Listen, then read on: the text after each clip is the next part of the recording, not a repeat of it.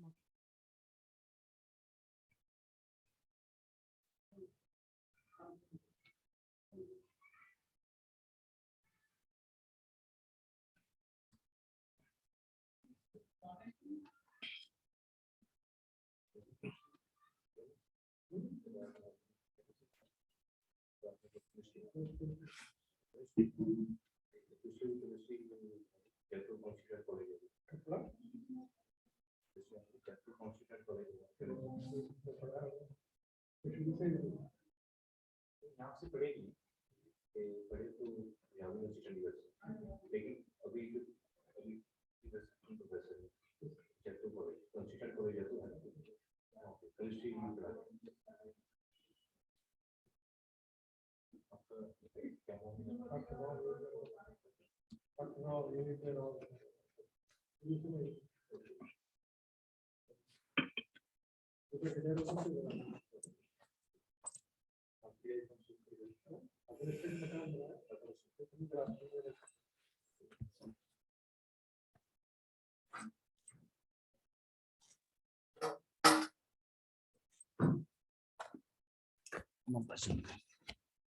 भजन मामा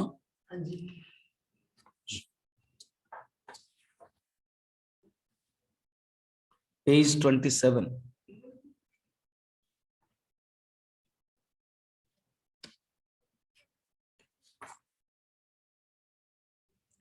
page 28 गुरु माता पिता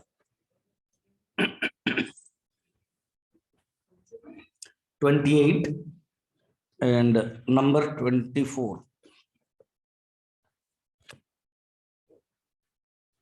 27 page 28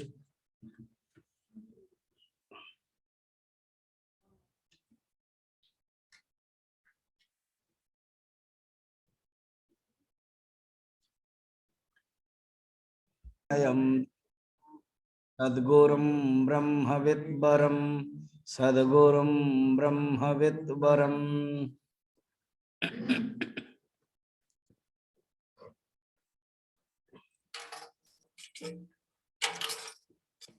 गुरु मात पिता गुरु बंधु सखा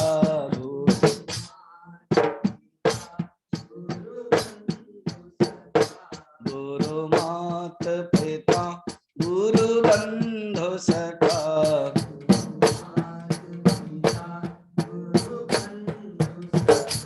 तेरे चरणों में स्वामी मेरे कोटि प्रणाम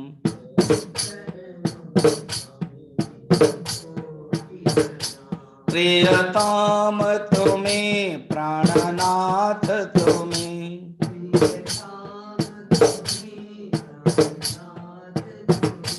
प्रियतम तुम्हें प्राणनाथ तुम्हें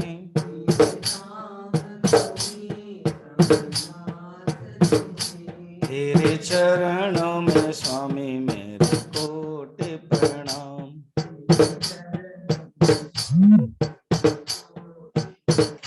तुम्हें भक्त हो तुम्हें शक्ति हो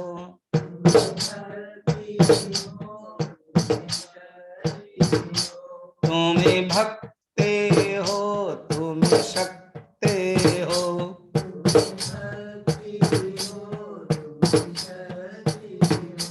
तुम्हें मुक्ति हो मेरे सांब शिवा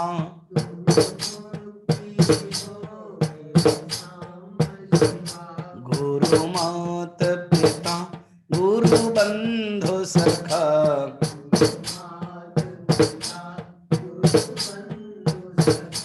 तेरे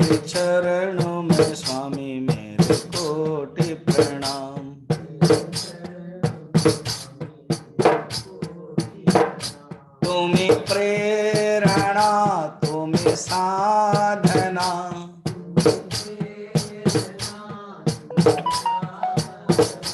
तुम्हें आराधना मेरे सांब शिवा।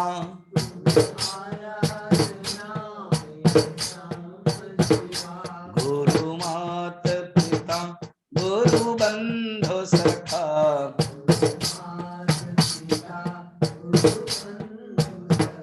तेरे चरणों में स्वामी मेरे कोटि प्रणाम।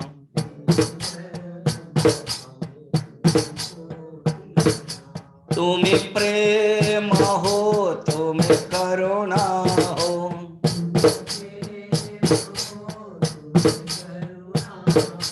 तुम्हें मोक्ष हो मेरे सांब शिवा।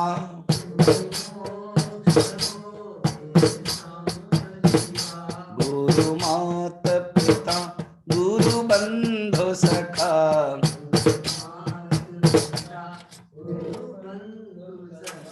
तेरे चरणों में स्वामी मेरे कोटि प्रणाम।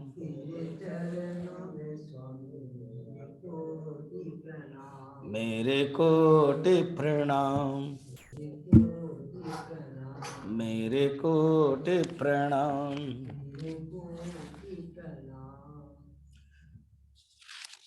बोल सद्गुरुनाथ महाराज की। तैत्तिरीय उपनिषद के अंतिम भाग में भृगुवल्ली के अंतर्गत 3 प्रकार के मेडिटेशन बताया था, आधि भौतिक, आधि दैविक एंड आध्यात्मिक। एक होता है मेडिटेशन जिसके लिए बैठ करके एक जगह पर स्थान में आंख बंद करके बैठ करके मेडिटेशन करना है, और एक कहते हैं कि ये सारा संसार को 3 भाग में विभक्त कर दो। एक होता है अपना शरीर और मन, उसका नाम दे दिया आध्यात्मिक, खुद का। और एक हो गया फेनोमेना, कस्मिक, उसका नाम दे दिया आदि भौतिक। कस्मिक है माने फेनोमेना है। और एक दे दिया कस्मिक पावर, प्रिसाइडिंग डाइटी। ये विशेषता हमारा हिंदू धर्म, सनातन धर्म, वेद में ही ये फिलोसफी मिलता है। अभी धीरे धीरे मॉडर्न साइंस विचार करने लगे कि कस्मिक पावर्स रहता है। अभी मेरा रेगुलर जो प्रवचन होता है उसमें एक डॉक्टर बसंत परिड़ा, वो बॉस्टन में रहते हैं, 6 महीने से सुन रहे मेरा प्रवचन। वो IITian रुड़की के हैं, ऐसे तो सीनियर सिटीजन्स होंगे। उन्होंने क्वांटम थ्योरी, क्वांटम फिजिक्स के ऊपर रिसर्च चल रहा है। जो गॉड पार्टिकल्स कहते हैं, जो consciousness and mind over matter, उसके ऊपर उनका एक टीम है, उनका एक डेमोन्स्ट्रेशन है। तो वो मुझे कहा कि आपको हम लैपटॉप में हैं, हम आपको दिखाएंगे। तो कल वो दिखाएंगे। जो जो इंटरेस्टेड है आप मुझे SMS करो, मैं आपको उनका जूम लिंक भेज दूंगा। उनका 20 मिनट का प्रेजेंटेशन है। तो उसमें वही दिखाने वाले हैं, बताने वाले हैं कि हर चीज में एक चेतन सत्ता है, जो हमारे वेदांत में, उपनिषद में बताया जाता है। उसी को ही एक नाम दे दिया अधिदैव, प्रिसाइडिंग डेटी। कोई चीज जड़ नहीं है। इवन बॉटनी में उद्भिद विज्ञान के जो रिसर्च करने वाले हैं, सीवी रमन, अलग अलग आदि, उन्होंने भी कहा कि पेड़ में भी चेतन है, वो जानते हैं। पशु तो है ही, अब जैसे कोई कुत्ता है, कोई गाय है, उनके अंदर तो चेतन है। आप अब प्यार कर रहे हो वो समझ जाते हैं, गुस्सा कर रहे हो वो समझ जाते हैं। प्यार कर रहे हो तो वो अलग है, उनकी आंखें बड़े अलग हो जाती है। गुस्सा कर रहे हो तो या तो भौंकते या तो डरते। एक एक वायरल हो रहा था। एक इतने यंग नहीं है, इतने सीनियर भी नहीं है, एक मध्यस्थ महिला है। वो रोज एक गाय को शायद प्यार करते थे और खाना देती थी। तो गाय नहीं आई, 2-3 दिन हुआ, तो वो गुस्से में बैठ गई। कहाँ चली गई थी तुम, नहीं आई, ऐसे करके जैसे किसी से बात कर रहे हो। और सचमुच वो गाय आया और उसका गोद में अपना जो सूंड है वो रखने लगा, ऐसे ऐसे प्यार करने लगा। फिर इसने, वो तो वो तो ड्रामा कर रही थी, तो इसलिए वो तुरंत प्यार करने लगी, उठने लगी। सोचो। और ये कोई एनिमेशन फिल्म नहीं है कि इसका फोटो उसका फोटो जोड़ दिया, सही है। उनके अंदर चेतन है। प्लांट्स के अंदर भी चेतन है। यहां तक हो गया। कहते नहीं, जड़ के अंदर भी चेतन है। पहाड़, पत्थर, इवन चेयर, टेबल, ईंट, आकाश, मिट्टी, हवा, सब में चेतन है। हम देख नहीं पा रहे हैं क्योंकि हमारे जो मन है स्थूल हो गया है। तो वो चेतन को देखने के जो ढंग है वो मेडिटेशन बोल रहा है। वो बोलते हैं आधिदैविक मेडिटेशन। इसका बता रहे थे। आध्यात्मिक मेडिटेशन कैसे था ना, क्षेम इति वाची, वाणी।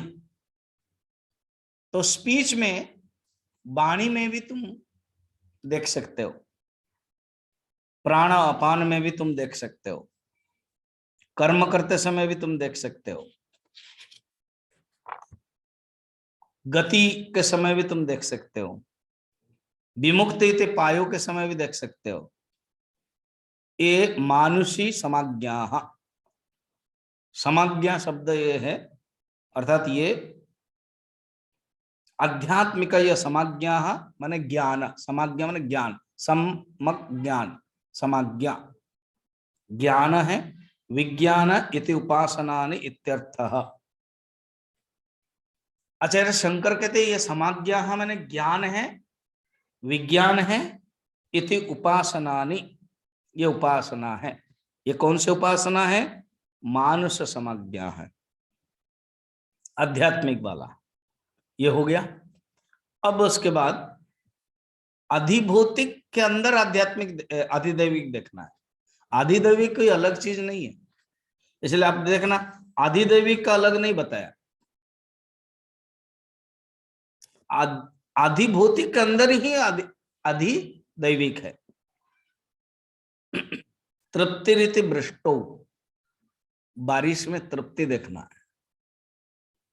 अर्थात बारिश जब होती है तो स्माइल फोर्थ है, उसमें एक फेवरेबल कंडीशन है। और वर्षा देवता जो है वरुण देवता है। बलमिति विद्युति, जो विद्युति है, जो विद्युत है उसमें बलम है। यशइति पशुषु, ज्योतिरिति नक्षत्रेषु, नक्षत्र में ज्योति है, ये फेनोमेनन है। नक्षत्र में लाइट है, शाइनिंग है। प्रजाति अमृतम आनंद इति उपस्थे, उपस्थ में जो आनंद होता है मनुष्य का वो है। सर्वमिति आकाशे तत्प्रतिष्ठा इति उपासित, प्रतिष्ठावान भवति। अब कहते हैं हमारा मन को जितना बड़ा करोगे, व्यापक करोगे, उतना ही उपासना में व्यापक होगा। उपासना क्या है? एक थॉट है। उपासना क्या है? एक थिंकिंग है। उपासना क्या है? ये एक ऑब्जर्वेशन है। और उपासना क्या है? ये एक वास्टनेस थॉट है। कहते देखो कैसे तुम पूजा करोगे, उपासना करोगे, तत्प्रतिष्ठा इति उपासित प्रतिष्ठावान भवति। अब आगे जो है ना, आगे के जो मंत्र है, तन्मह इति उपासित, उसको पढ़ते हैं। तन्मह इत्युपासित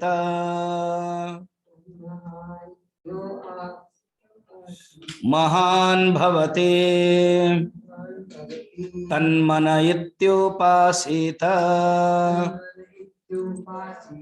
मानवान् भवते तन्नम इत्युपासीत नम्यन्ते स्मै कामाः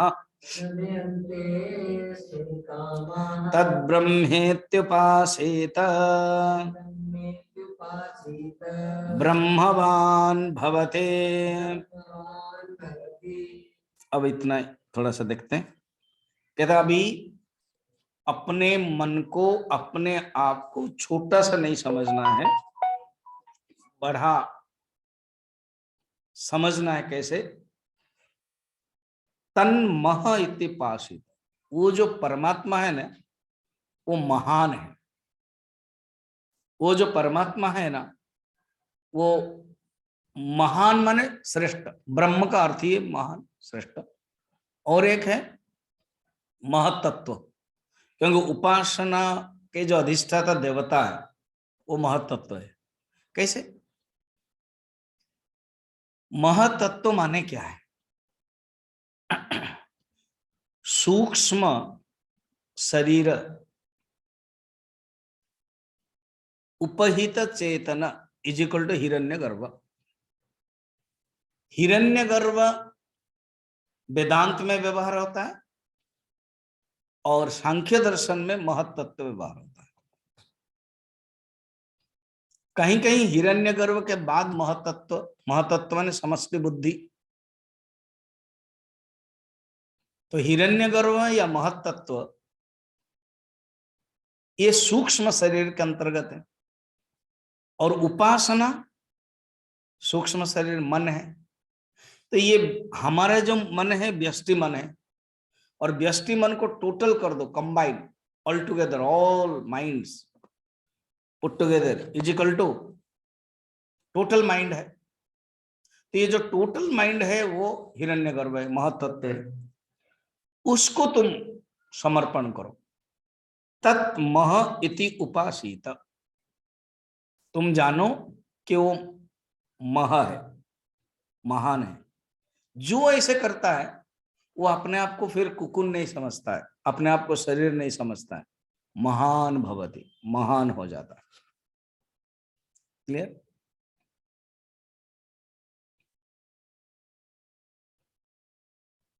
मुझे याद आ रही है वो जो हरिश्चंद्र उपनिषद गंगा के, वो लास्ट में बता रहे महान गुरु के महान शिष्य और महान गाथा। महान गुरु कौन है? वशिष्ठ। महान शिष्य कौन है? हरिश्चंद्र। और गाथा क्या बन गई है? महान। माने मनुष्य शरीर के दृष्टि से देखा जाए तो छोटा ही है, और महान कैसे बन जाता है? उसके भावना, उसके त्याग, उसके विचार से। उसके विचार, उसके त्याग, उसके भावना से बनते हैं।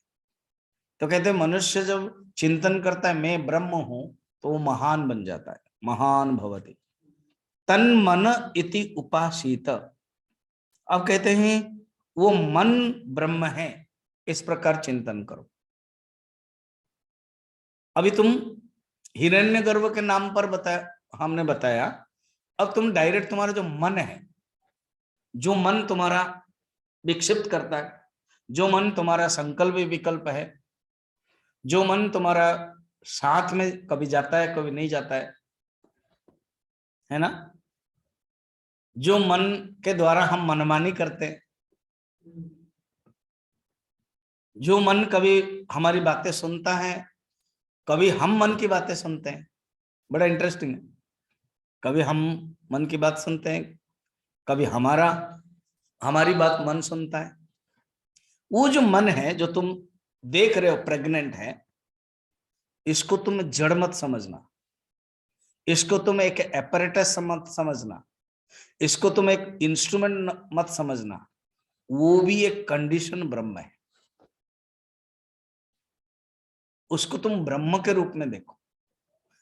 वेदांत में, केनोपनिषद में बोधम बोधम प्रतिबोधम, बोध माने क्या है? वृत्ति।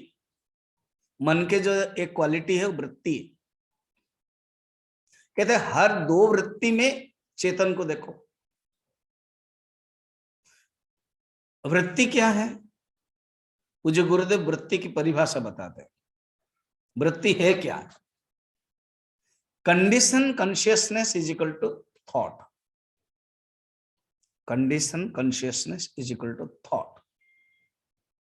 और कॉन्शियसनेस क्या है ना? Unconditional thought is equal to consciousness. क्या beautiful definition. Condition consciousness is equal to thought. Thought वो है जब कॉन्शियसनेस कंडीशन हो जाता है, और कॉन्शियसनेस क्या है? थॉट है वो जब अनकंडीशन हो जाता है। समझने के लिए एक एग्जांपल ले लें। समुद्र है। समुद्र जो पानी है ना, वो अनकंडीशन है, अनलिमिटेड है। उसी समुद्र से पानी एक घड़े में लेके आए और घड़े को बंद कर दिया, बांध दिया, और उसी समुद्र में फेंक दिया। तो अभी हम कह सकते हैं दो प्रकार के पानी हैं ना। कैसे ना? एक घड़े के बाहर पानी है और घड़े के अंदर पानी है। जो घड़े के अंदर पानी है वो कंडीशनड है, वो घट जल है, वो पॉट वाटर है। और जो घट के बाहर, जो पट के बाहर है, वो सागर है। और जो पॉट वाटर है वो अल्टीमेटली क्या है? सागर ही है, समुद्र ही है। अभी कुछ समय पहले वहीं से ही पानी लेके बांधा था, और उसको आप खिलने दो, उसको आप भसने दो। बस कुछ ही दिन में ही, कुछ ही समय ही नमक पानी से वो जो घड़ा है फट गया। अब 10 दिन पहले पानी वहां से निकल करके बाहर आया था और लग रहा था कि पानी अलग है, और अब जब घड़ा फट गया तो पानी क्या हो गया ना? बही जले अंतः जलम सम्मिलीयते। बाहर के जल में अंदर का जो जल है वो सम्मिलन हो गया, एक हो गया। यही है ना? तो कहते हैं ऐसे ही सोचो, ये जो घड़े के अंदर जो पानी है ना, वो हमारा मन है, और जो बाहर का जो पानी है ना, वो है ब्रह्म है। ब्रह्म से ही हमारा मन बना था, कंडीशन हो गया था, और अभी हम अपने आप को अलग समझते थे। तुम उपासना करो, और उपासना करते करते करते सोचो कि मैं मन हूं, मैं जो मन हूं, मैं, मेरा जो मन है वो ब्रह्म है, मेरा जो मन है वो ब्रह्म है। बस देखोगे तुम ब्रह्म बन जाते हो। तन्मन इति उपासित मानवान भवति, वो मानवान हो जाता है। फिर तन्नमयति उपासित नम्यन्ते स्मै कामाः, अर्थात समस्त कामना उसको अपने आप मिल जाता है। भोग्य पदार्थ उसके पास विनम्र होकर आ जाते हैं। देखो तो देखिए, बड़ा सुंदर कहते हैं नम्यन्ते स्मै कामाः, समस्त कामा उसका विनम्र हो जाते। उदपाने गीता में भी है ना, अर्थात संप्लुतोदक उदपाने गीता के श्लोक में वर्णन है। गीता के 2nd नंबर अध्याय में, आई थिंक 47 श्लोक में, 46 या 47, हाँ 46, यावान अर्थ उदपाने सर्वतः संप्लुतोदके तावन सर्वेषु वेदेषु ब्राह्मणस्य बीजानतः। क्या बता रहे हैं? मैंने बताया था प्रवचन में कि गर्मी के दिन में जो नदी है उसमें पानी सूख जाता है। गांव के जो माताएं हैं उनको तो पानी चाहिए, तो वो लोग गागर लेके जाते हैं। जो पहले बार देखेगा अगर ये पानी तो है नहीं, ये लोग क्यों जाते हैं? तो जाएंगे और जो बालू है वो अपने जो पात्र लेते हैं उसी में निकाल देते हैं। ऐसे जितने भी 8-10 महिलाएं जाते हैं, माताएं, सब करते हैं, चुआ बोलते हैं। और कुछ समय के बाद पानी आ जाता है। तो गर्मी के दिन में आप घूमने के लिए जाओगे तो नदी के जो बालू के जो सैया है, जो सैंड बीच है, उसमें यही सब दिखाई देगा, छोटा छोटा। और वो पर्पज क्या है? पानी लेने का, उसी से पानी पीते भी है। और कोई स्नान करने वाला तो करते हैं। मैं बचपन में किया हूं, मुझे याद है, एक गांव गए थे और गर्मी का दिन था। किसी गेस्ट के घर उठाया कि चलो वहां चलते, वहीं पर, यहाँ पानी नहीं है। पुराने जमाने की बात है, 75 की बात होगी। छोटा था मैं। तो क्या करना, पर मजा आता है उस समय बच्चे को, कि हम नया बनाएंगे, अपना बनाएंगे, उसमें स्नान भी करो फिर आओ। अच्छा, कुछ दिन के बाद बारिश हो गई। और जब बारिश हो गई, क्या मेरा पता नहीं कहाँ गया करके ढूंढना पड़ेगा क्या? नहीं है। तो एग्जाम्पल में ये कहते हैं, ये जो वेद है, ये जो बाहर का जो कामना है, भोग है, ये चूहा जैसा है, थोड़ा थोड़ा देगा। और एक बार पानी आ गया तो वो सब जरूरत नहीं है, सब कामना नष्ट हो गए, क्योंकि आनंद स्वरूप वो जान लिया, अनुभव कर लिया। यही बताते, नम्यन्ते स्मै कामाः तद ब्रह्मेति उपासीत ब्रह्मवान भवति। अब आगे पढ़ते हैं। तद ब्रह्मण परिमर इत्युपासीत पर्येण म्रियन्ते दुषन्तः सपत्नाः पर्ये प्रिया भ्रातृव्याः सयश्चायं पुरुषे यस्सावादित्ये स एकः। अब कहते हैं, देखो, तद ब्रह्मण परिमर इति उपासित। परिमर एक नया टेक्निकल वर्ड है। परिमर माने जिसमें सब मरते हैं।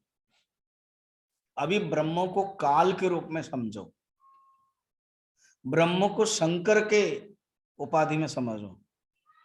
ब्रह्म में सब लीन हो जाते हैं। परिमर माने जिसमें सब मर जाते हैं। किसमें कौन कौन मरता है? ना विद्युत, वृष्टि, चंद्रमा, आदित्य, अग्नि, ये 5 देवता जिसमें मरते हैं, वैसे आकाश को परिमर कहते हैं।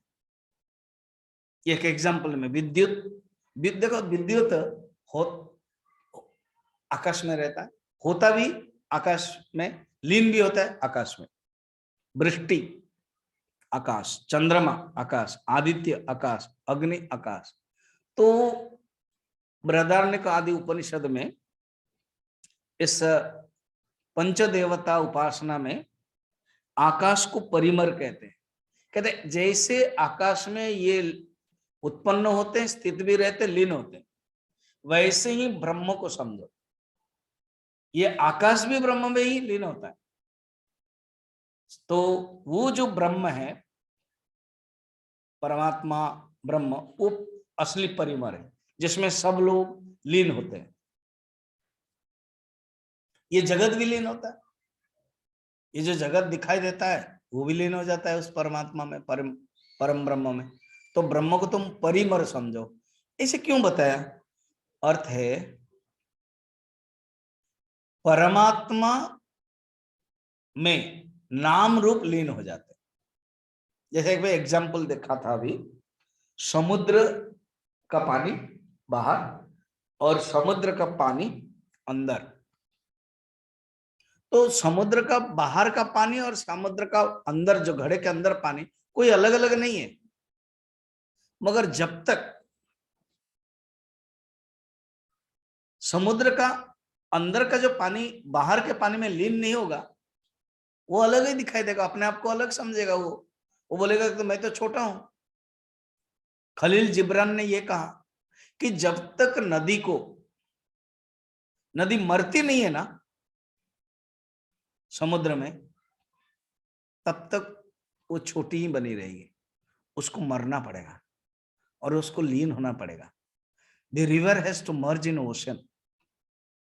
खलील जिब्रान का बहुत सुंदर पोएम है। तो वो कहते हैं इसमें नुकसान नहीं है, नदी को सोचना नहीं है। इसको लेकर के उन्होंने बहुत सुंदर कविता लिखी है और विचार भी प्रकट किया, पूरा वेदांत के साथ जुड़ता है। नदी का एग्जाम्पल वेदांत में बहुत आता है, गीता में भी है 2nd चैप्टर में, यथा सम नद्या, फिर मुंडकोपनिषद में, कठोपनिषद में। तो नदी जब मिलती है, नदी को कुछ खोती नहीं है, लगता है कि खो गई है, मगर वो सागर बन जाती है, वो बड़ा हो जाती है। जब तक अपने आप को सोचेंगे कि मैं छोटी हूं, बस हम भी अपने आप को सोचेंगे कि नहीं मैं शरीर हूं, नहीं तुम ब्रह्म हो, तुम सोचो, और उससे ये सर्वश्रेष्ठ परिमर है, सब लीन होते हैं। जैसे सागर में नदी लीन होती है, सागर में गंगा लीन हो जाती है, इसलिए गंगा सागर कहते हैं। तो इस प्रकार तुम ब्रह्म को परिमर समझो। परिमर का अर्थ है जिसमें सब मरते हैं, परिमर का टेक्निकल शब्द है। परियेण म्रियन्ते दुषन्त स्वपत्ना, इस प्रकार उपासना करो। जो द्वेष करने वाले प्रतिपक्षी भी मर जाते हैं, और जो अप्रिय भाई के पुत्र होते वो भी मर जाते हैं। अर्थात कोई संसार में रहता नहीं है, सब चले जाते हैं। इसमें शंकराचार्य कहते हैं साधक जब संसार में रहता है, जो विचार करता है, संसार में रहता है, तो ये जो संसार में जो व्यवहार होता है ना, वो कितना भी अच्छे करो, वो कोई ना कोई आपको बारे में बोलेगा, बोलेगा। क्योंकि वो जो आइडेंटिफाइड मनुष्य, जो ईगो है, वो रहता है, वो बोलेगा। तो बोलते हैं ये जो तुमको द्वेष करने वाले हैं, तो तुम उसी स्थिति में पहुंच जाओ, या तो द्वेष करने वाले ही नष्ट हो जाते हैं, उसको लिटरल नहीं देखना, उसके अंदर द्वेष भावना नहीं रहता है, क्योंकि वो तुम्हारी जो महानता वो दिखता है, और तुम्हारे अंदर तो द्वेष रहता ही नहीं है, उसके अंदर भी नहीं रहता है। उसको कहते हैं परियेण म्रियन्ते दिशत्त सपत्नाः। सेकंड, परि ये प्रियाः भ्रातृव्याः, वो दूसरे लोग भी, अर्थात भातृव्याह का हमारे शंकराचार्य ने यहाँ वर्णन किया है। भ्रातृव्याह, इसका अर्थ ये है कि भ्रातृव्याह शत्रवः भ्रातृव्य सपत्ने है, और एक के किसी ने क्या है ते, अर्थात वो जो देवता लोग, अर्थात अपने आप को जो समझने वाले हैं, सब लोग मर जाते हैं, एकमात्र परमात्मा रहता है। या तो जो देवता है, हिरण्यगर्भ है, जो महत्त्व है, सब लोग लीन हो जाते हैं, वो केवल एकमात्र तत्व ब्रह्म रहता है। उस ब्रह्म सयस्सायम पुरुष है, वो ब्रह्म ही एकमात्र पुरुष है। अस्सावादित्य, जो आदित्य में है, जो आकाश सूर्य में है, और जो पुरुष में है, जो आत्म तत्व एक ही है, ये अनुभव करता है। इतना तक समापन हुआ। लास्ट जो पैराग्राफ है आज उसको पढ़ते हैं। एवं विध अस्मान् लोकात् प्रेत्य एतमन्नमयमात्मानमुपसंक्रम्य एतं प्राणमयमात्मानमुपसंक्रम्य एतं मनोमयमात्मानमुपसंक्रम्य एतं विज्ञानमयमात्मानमुपसंक्रम्य विज्ञानमयमात्मानं उपसंक्रम्य एतमानन्दमयमात्मानमुपसंक्रम्य एतमानन्दमयमात्मानं उपसंक्रम्य इमान् लोकान् कामन्ये इमान् लोकान् कामान् कामरूपन्युसञ्चरन् कामरूपं अनुसञ्चरन् एतत् सामगायन्नास्ते एतत् सामगायनास्ते हावु हावु हावु हावु हावु अहमन्नमहमन्नमहमन्नम् अहमन्नमहमन्नमहमन्नम् अहमन्नादो अहमन्नादो अहमन्नादः अहमन्नादो अहमन्नादो अहमन्नादः अहं श्लोककृत अहं श्लोककृत अहं श्लोककृत अहं श्लोककृतम् अहं श्लोककृतम् श्लोककृतम् अहमस्मि प्रथमजारतास्य अहमस्मि प्रथमजारितास्य पूर्वो देवेभ्यो मृतस्य नाभाई पूर्वं देवेभ्यो मृतस्य नामायि यो मा ददाति स यदेव मा वा यो मा ददाति स अदेव मावा अहमन्नमहमन्नमदन्तमाद्मे अहमन्नमदन्तमादि अहं विश्वं भुवनमभ्यभवाम् अहं विश्वं भुवनमभ्यं भवा सुवर्णज्योति स्वर्णज्योति य एवं वेद एवं वेद इत्युपनिषत् इत्युपनिषत् अस्मात् लोकात् प्रत्यय अर्थात जो इस प्रकार के जानता है इस संसार से निवृत्त होकर के, तो ये जो पहले बल्ली सेकंड बल्ली में ब्रह्मानंद वल्ली में बताया था कि सत्यम अनंतम सत्यम ज्ञानम अनंतम ब्रह्म, और इसी बल्ली में पंचकोश बताया था। उस पंचकोश से वो अपने आप को अतिक्रम कर लेता है, क्रॉस कर लेता है। अर्थात अस्मात् लोकात् प्रत्यय, इस दृष्ट अदृष्ट लोक से निवृत्त होकर के एतम अन्नमयम आत्मानम, ये जो अन्नमय आत्मा है अर्थात अन्नमय शरीर है, उससे वो परे हो जाता है। वन सेकंड, पहले अन्नमय कोश को क्रॉस करता है कि मैं अन्न नहीं हूं, अन्नमय कोश नहीं हूं।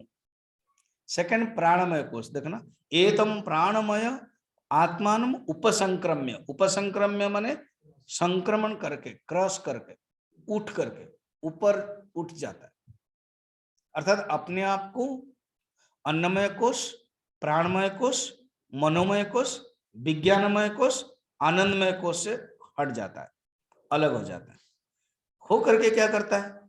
ईमान लोकन कामन्नी काम्य रूप संचरण करके यथेच्छ भोगों को भोगता हुआ, इच्छानुसार रूप धारण विचार करता हुआ, अभी अभी हम लोगों ने देखा है उनके सब कामना और भौतिक कामना नहीं रहता है, या तो सब कुछ वो भोग कर लेता है।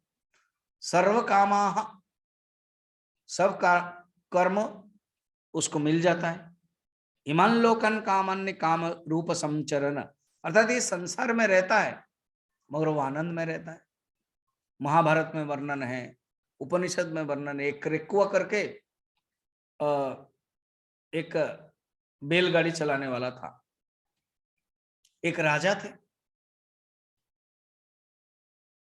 तो वो राजा थे, बहुत बड़े श्रेष्ठ राजा, और उनके बहुत पुण्य था, यज्ञ आदि करते थे। उस पुण्य से कोई उनके महल में कोई अगर जाता था, उड़ जाता तो गिर जाता था। तो हंस एक बार चढ़ रहे थे, उड़ रहे थे, तो जो आगे जो बच्चे लोग होते हैं ना, अभी मैंने बताया था इस विजिट में मैं वाइल्ड बर्ड सेंचुरी उसमें मैं गया था। वो चिली का जो लेक है वो सबको कॉमन परमिशन नहीं होता है, किसी ऑफिसर ने खास परमिशन दिया था, हम गए थे। वो जो वहां के जो जवान है वो हमें बता रहा था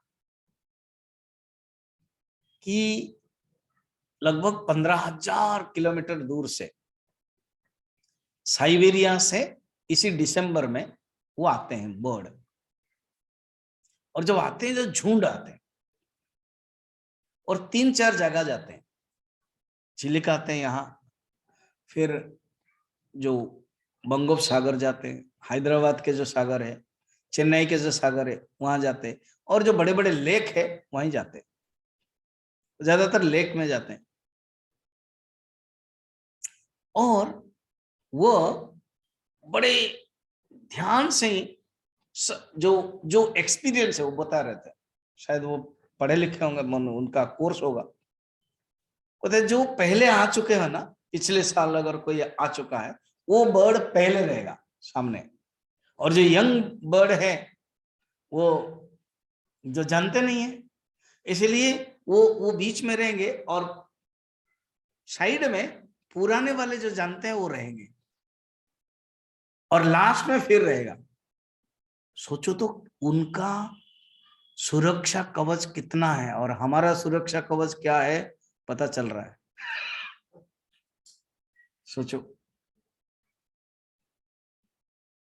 इतना सुरक्षा कवच। मैंने ऐसे क्यों करते हैं, और वो वी शेप में, वी समझ रहे हो, वी में ऐसे स्टार्टिंग में, फिर उसके बाद सुरक्षा करते। तो इसी प्रकार हंस पूछ रहा है, रे जो छोटे छोटे बच्चे जो भाग रहे थे, क्यों भाग रहे हो, पता नहीं है क्या, ये राजा श्रुतसेन के हैं, उनके महल में अब जाओगे तो गिर जाओगे। तो उनमें से कोई मदर है, वो क्या रेकुआ से ये ज्यादा ज्ञानी है, ज्यादा धार्मिक है। ये वाक्य वो राजा ने सुन लिया, उनको पक्षी के भाषा पता था। तो और देखा कि सचमुच रेकुआ की बात करते ही मेरे महल से अतिक्रमण किया, कुछ नहीं हुआ। ऐसे कौन महान व्यक्ति है रेकुआ, में जानना चाहता हूं। ढूंढा, दक्षिण भारत, दक्षिण उत्तर सब बार चारों तरफ ढूंढा, मिले नहीं। फिर किसी ने कहा एक शिव मंदिर के पास वो रहता है, तुम जाओ। तो वो राजा गए, पूछा कि आप, मैंने सुना आप श्रेष्ठ है, मैं राजा हूं, मुझसे भी श्रेष्ठ है, आपने ऐसा कौन सा पुण्य किया। देन उसने कहा जो गीता के तत्व है, जो आत्मज्ञान है, वो मैंने प्राप्त कर लिया। देखो आत्मज्ञान जब मनुष्य प्राप्त कर लेता है, समस्त इच्छा प्राप्त कर लेता है। फिर वो जैसे रेकुआ मस्ती में रहता था, और भी कहानी है, राजा जब आएगा कि ये सब निकालो, ये उपनिषद गंगा में भी कहानी है। तो वो मस्त में गाता है, ये देखना क्या लिखे है, एतत् साम गायन नास्ते। तो साम गान करता है, साम गान हमारे जो साम वेद है ना, तो उसको गान के दृष्टि से है, या एक साम का दूसरा अर्थ है। साम का दूसरा अर्थ यह है कि वो सम ब्रह्म, जो समान भाव चारों तरफ देखता है, उस दृष्टि से उसके अंदर से जो गान निकलता है वो साम गान, वो भी अर्थ है। दो अर्थ है, एक होता है साम वेद के जो गान है वो, और दूसरा अर्थ है जो समम ब्रह्म, वो जो समान तत्व को देखता है, ऐसे एटीट्यूड रखते हुए जो गाता है वो साम गान। तो ये तो साम गायन नास्ते, क्या गाता है, हाऊ हाऊ हाऊ। अगर ऐसे कोई सुनेगा ना, और भी क्या, अहमन्नम अहमन्नम अहमन्नम अहमन्नादो अहमन्नादो, जो मैंने गाया, कोई सुनेगा तो, कोई डॉक्टर सुनेगा, कोई साइकोलॉजिस्ट सुनेगा तो कहा कि ये पक्का पागल हो गया। ये क्या बात है? हा हू, हा हू। कोई बच्चे बच्चे पागल हो जो होता है ना, तो उनके पास जाओ, आ ऐसे होते हैं ना वो। ये क्या बात है? तो यहाँ आचार्य शंकर कहते, देखो कभी कभी उपनिषद के जो वाक्य है, मंत्र है, वो हमें समझ में नहीं आएगा। परोक्ष प्रिया देवा, ये उपनिषद के वाक्य जो परोक्ष प्रिय है, परोक्ष रूप में है, इसीलिए तो आवश्यक है गुरु के, शास्त्र के। तो ये परोक्ष प्रिया देवा, तो हाउ, ये आश्चर्य की बोल है। अर्थात वो जिस को छोटा समझ रहे थे, अपने आप को शरीर समझ रहे थे, और ये जगत जो भोग पदार्थ था, अभी ज्ञान प्राप्त करने के बाद उनको आश्चर्य लग रहा है, वो सब कुछ कौन है? मैं तो ब्रह्म हूं। हा हूं 3 बार जो है वो आश्चर्यजनक है। गुरुदेव इंग्लिश में कहते ओ एच, ओ, ये वो, ये लंबा क्यों कर जाता है? ये जो 3 नंबर, जिसके पास किताब है उसमें 3 लिखा हुआ है। परसों से हम गीता चैंटिंग आपको सिखाएंगे, जो जो रजिस्ट्रेशन किए हैं, उसमें चैंटिंग करने का जो श्लोक का उच्चारण का है नियम है, कौन सा हर्ष होता है, कौन सा दीर्घ होता है। इसको कहते हैं प्लुत। प्लुत माने लंबा, 3 बार, जैसे दीर्घ डबल होता है, और ये 3 बार, जैसे हा, ऐसे। तो हाहू के बाद फिर आगे कहते अहमन्नम अहमन्नम अहमन्नम, अर्थात मैं ही शुद्ध स्वरूप हूं, मैं भोग्य हूं, मैं अन्न हूं, मैं अन्न हूं, मैं अन्नाद भी। अहमन्नाद अहमन्नाद अहमन्नाद हो गया। अर्थात जो मैं अपने आप को शरीर समझता था, मैं ब्रह्म हूं, मैं अन्न हूं, सब कुछ मैं ही हूं, द कंज्यूम्ड एंड कंज्यूमर, वो मैं हूं। अहम श्लोक कृत का 2 अर्थ होता है। एक होता है श्लोक को बनाने वाला, अर्थात जो ऋषि, जिनके मुख से, जिनके हृदय से ये ऋषय श्लोक मंत्र निकला, आई am the author of the shlokas, ये गुरुदेव ने कहा।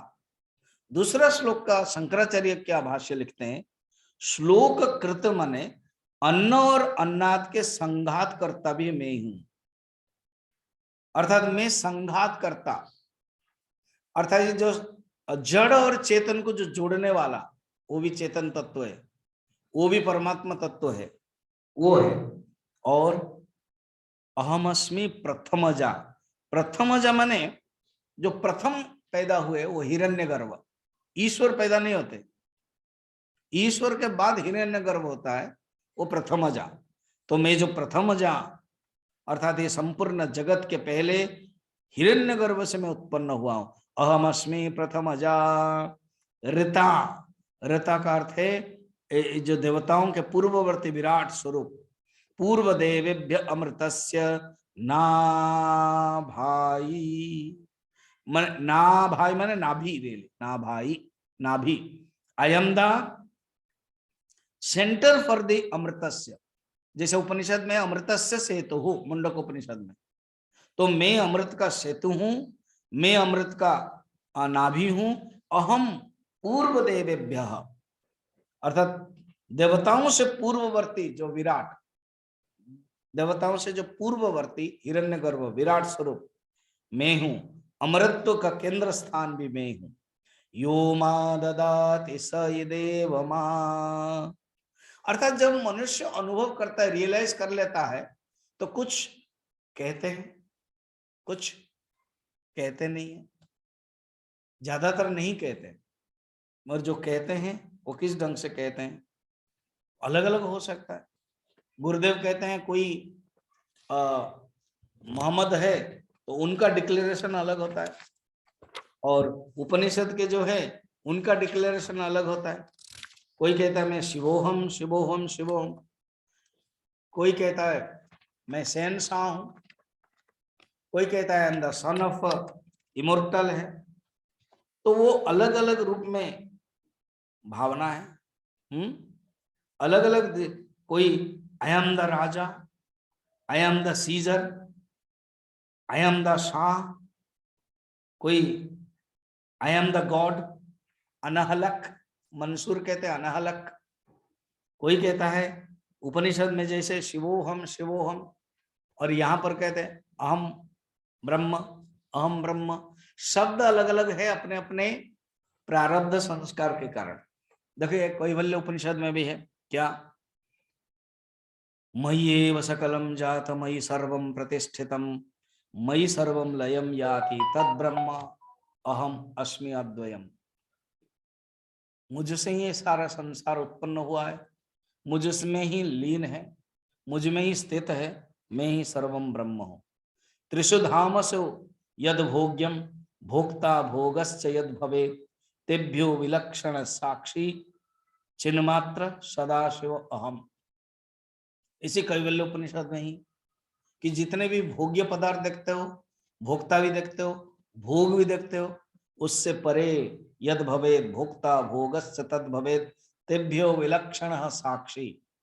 मैं व्यतिरेक दृष्टि से नहीं हूं और अन्य की दृष्टि से हूं।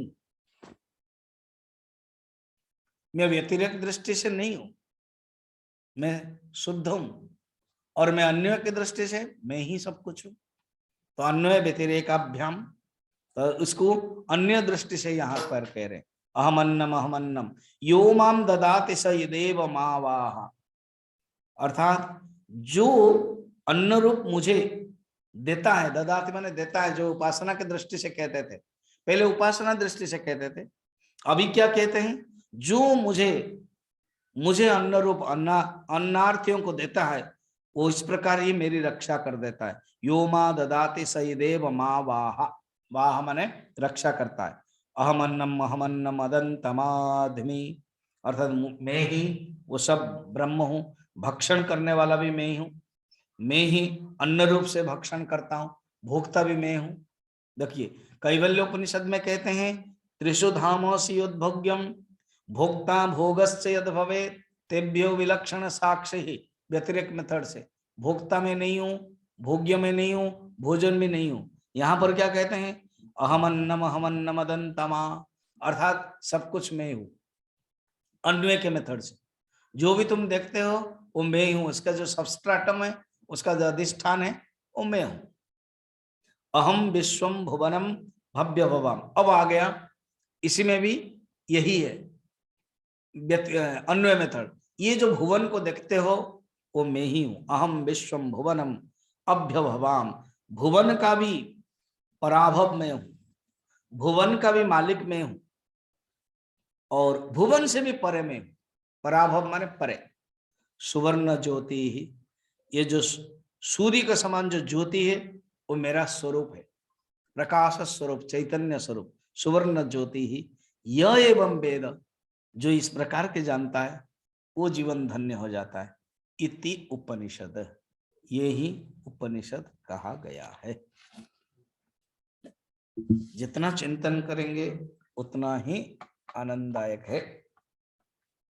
तो इसी के साथ ये तैत्तिरीय उपनिषद समापन हुआ है।